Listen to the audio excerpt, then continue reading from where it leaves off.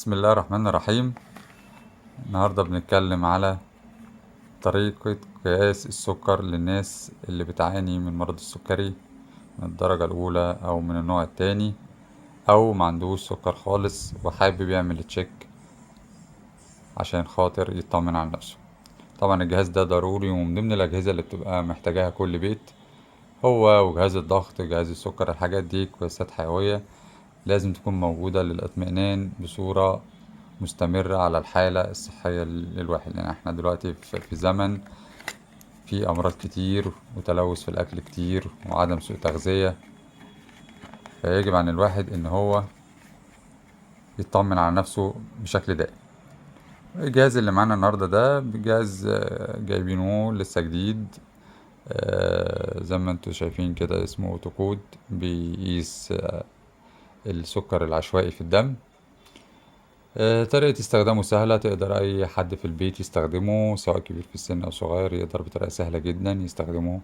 حاجاته بسيطة جدا واستخدامه سهل إن شاء الله، وبندعم من ربنا بالشفاء لكل مرضى السكري ولجميع الأمراض بإذن الله.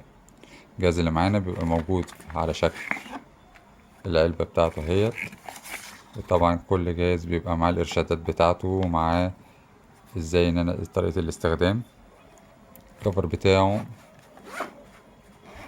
بنفتحه كده اهو، بيكون معانا الحاجات الأساسية اللي بتبقى موجودة مع أي جهاز. الجهاز ذات نفسه طبعا زي ما احنا شايفين كده، الجهاز صغير وشكله سيمبل، تقدر تاخده معاك في أي مكان، تقدر تقيس بيه في أي مكان أنت متواجد فيه. بيكون معاه القلم اللي هو بنعمل بيه التيست، اللي بتحط فيه آه الإبرة بتاعة التيست ذات نفسها اللي بيتقاس منها. وطبعا بيبقى معانا الشرايط اللي بنقيس بيها، اللي بتدينا النتيجة على الشاشة دي. طبعا الشاشة دي بتشتغل أول ما بنحط عليها التيب، الشريط اللي هو شريط القياس.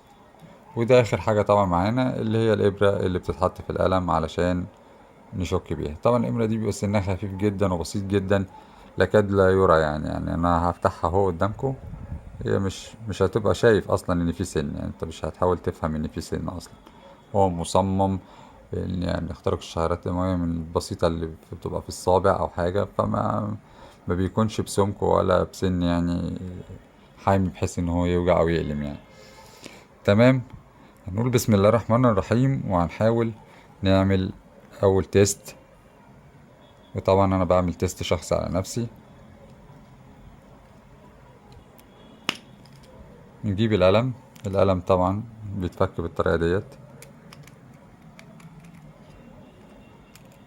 فكيناه. تمام.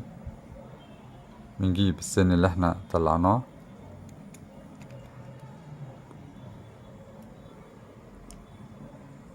بعد ما نحط السن بنبتدي نقفل القلم تاني. وبنلاحظ هنا ان في اقلام، يعني في قلم تاني اهو برضو بيبقى عليه تدريج الاحمر ده، وقدامه الشرطة بتقيس، يعني في تدريج بيقيس ده انهي مرحلة اللي الوغزة بتاعة الشكة بتبقى قوتها قد ايه. فاحنا طبعا انا على نفسي يعني في السن الكبير بنقدر نعمله على الدرجة الرابعة اهي. هنحاول نقربها شوية كده عشان تبان في الكاميرا. بنجيب التدريج زي ما احنا شايفين، هنلاقي سهم اهو، وادي التدريج 1 2 3 4. فانا مثلا اخليها على 4.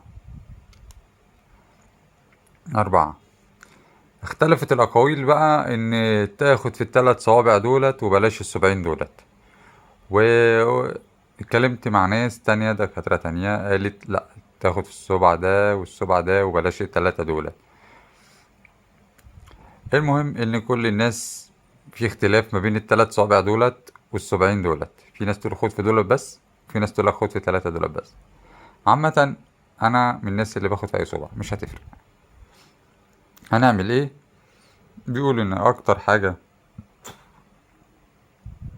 بيكون فيها قليل، يعني شعرات دموية قليلة، بحيث ان يعني ما تعملش دم كتير. هي جنب الصبع من هنا ومن هنا، او في الحتة دي، يعني ما تضربش فوق كده خالص.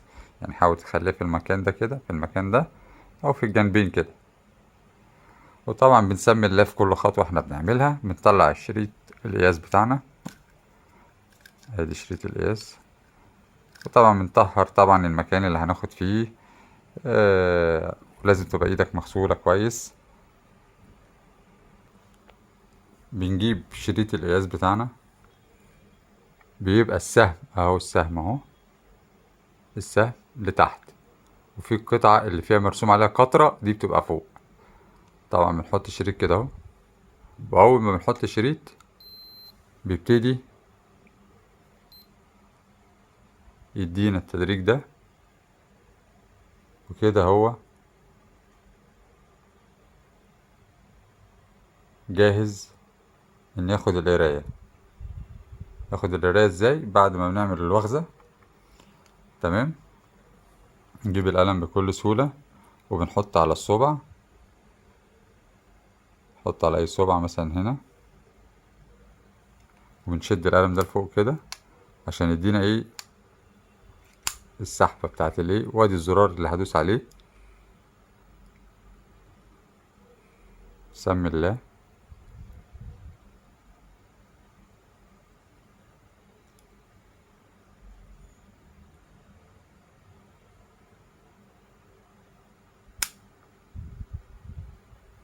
وخدنا الوخزة. طبعا احنا مش هنجيب المنظر علشان ممكن يكون الحقوق اليوتيوب.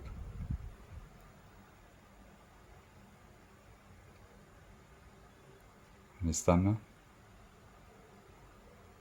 اول ما الدم، او اول ما القطرة تظهر معانا.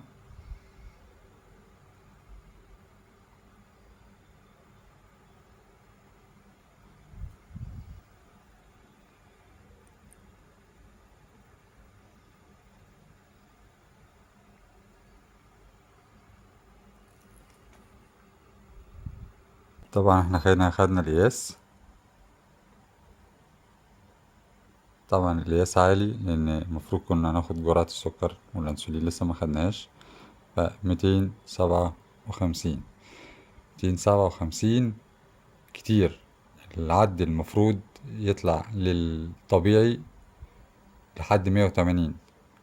لو بتاخد الانسولين اقل من 180، بس اقصى حاجة 180 بعد الاكل بساعتين. طبعا كده القياس عندنا عالي، يعني ممكن اكون استهترت شوية في الاكل، السكريات كتير، فده كله بيأثر على التدريج بتاع القياس بتاع السكر. فاللي عايزين نقوله ان احنا لازم نهتم طبعا بعد الجرح، بعد ما نخلص بنرش على الصبع ونطهر الاماكن. مكان ما احنا مكان ما احنا عملنا القياس. طبعا انا عملت الصبع دوت، فلازم تطهر بعديه.